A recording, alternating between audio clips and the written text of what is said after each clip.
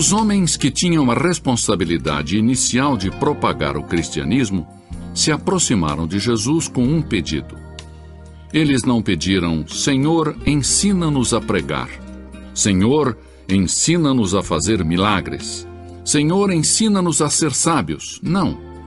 Mas eles disseram: Senhor, ensina-nos a orar.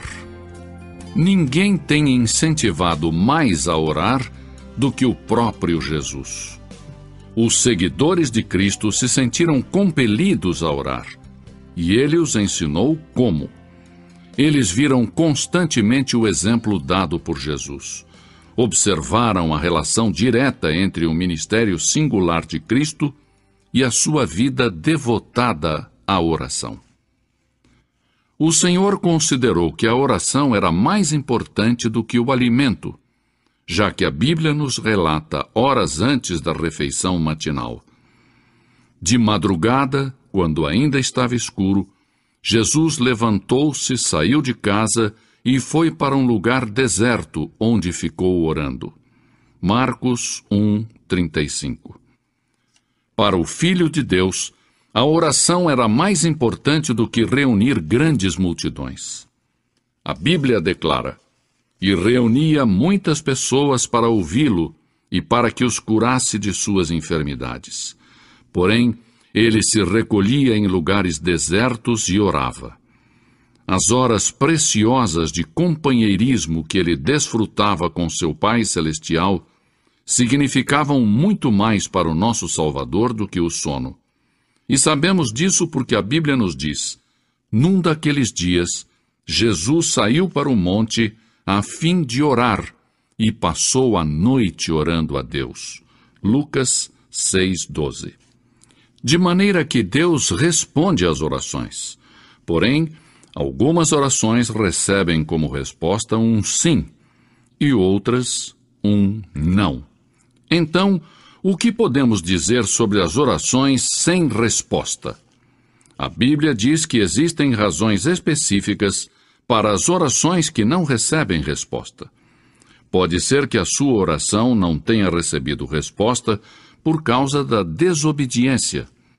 Um filho desobediente não pode esperar se dar bem.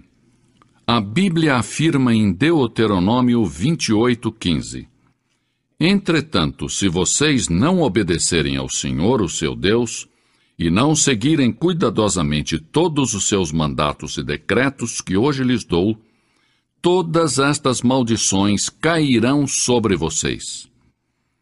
Quem sabe você não recebe resposta para sua oração devido a um pecado oculto. Davi disse com convicção: se eu acalentasse o pecado no meu coração, o Senhor não me ouviria.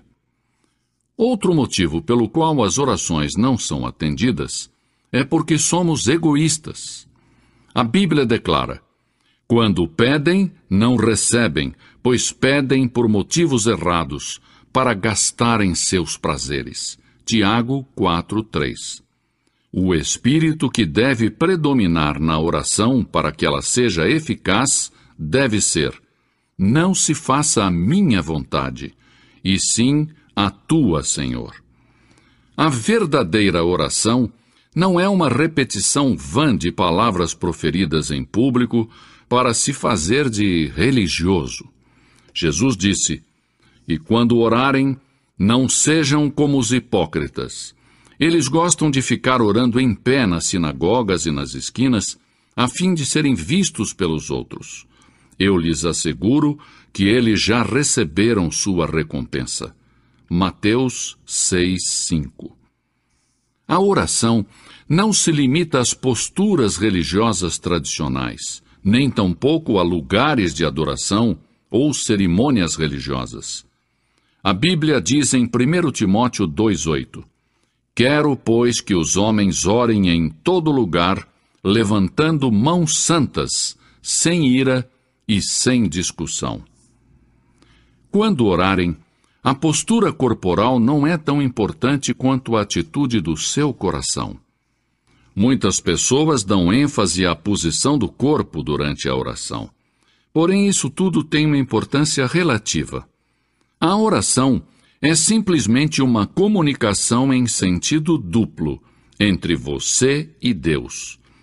A razão pela qual muitos dos grandes santos fechavam seus olhos para orar era que desejavam colocar de lado as coisas mundanas, a fim de que suas mentes pudessem estar concentradas exclusiva e completamente em sua comunicação com Deus. Não obstante, não está descrito em nenhuma parte das Escrituras que é importante fechar os olhos, mesmo que ajude a desenvolver uma atividade correta de oração. A pergunta seguinte que muitos fazem é: a quem foi dito que ore? As Escrituras nos dão a resposta: a todos os homens. Mesmo assim, é possível fazer a pergunta: onde devemos orar? Paulo nos dá a resposta quando diz: em toda parte. É possível que outros perguntem também: quando devemos orar? As Escrituras dizem sempre. A oração é um mandato, um dever, um privilégio. Na era moderna em que estamos vivendo, aprendemos a dominar o poder da poderosa catarata do Niágara e tirar proveito para o nosso uso. Aprendemos a manter os vapores presos em caldeiras e liberar o seu enorme poder para impulsionar nossas máquinas e fazer avançar os nossos trens. No entanto, são poucos os que aprenderam a desenvolver plenamente o poder da oração. Sim, porque a solução para todos os nossos problemas se encontra em Deus Todo-Poderoso. A seguir, examinemos então objetivamente o que a Bíblia diz sobre a oração eficaz. Em primeiro lugar, a oração é para os filhos de Deus.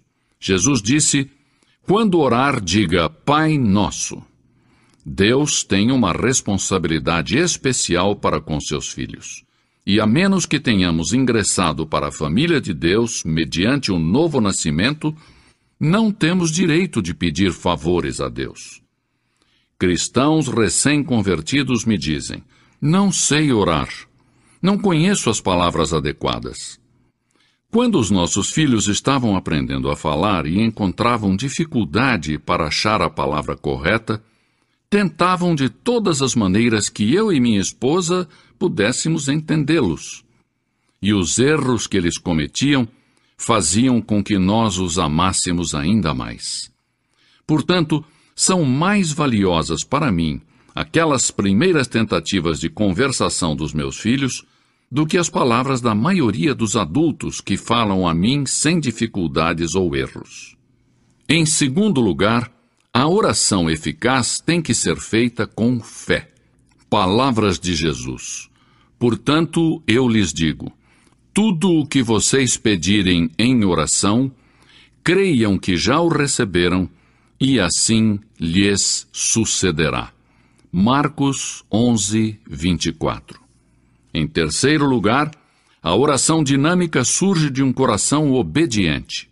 A Bíblia diz: e receberemos dele tudo o que pedimos, porque obedecemos aos seus mandamentos e fazemos o que lhe agrada. 1 João 3, 22. Se você quer que a sua oração chegue até Deus, submeta-se, entregue a Ele suas vontades, e então Ele, o Senhor, escutará a sua petição. Em quarto lugar, devemos orar no nome de Jesus Cristo. E tudo o que pedirem ao Pai em meu nome, eu o farei, para que o Pai seja glorificado no Filho. João 14, 13. Porque não somos dignos de nos aproximarmos do trono santo de Deus, exceto por intermédio de Jesus Cristo. A Bíblia diz: portanto, visto que temos um grande sumo sacerdote que adentrou o céu, Jesus, o Filho de Deus, aproximemo-nos ao trono da graça. Hebreus 4, 14 e 16.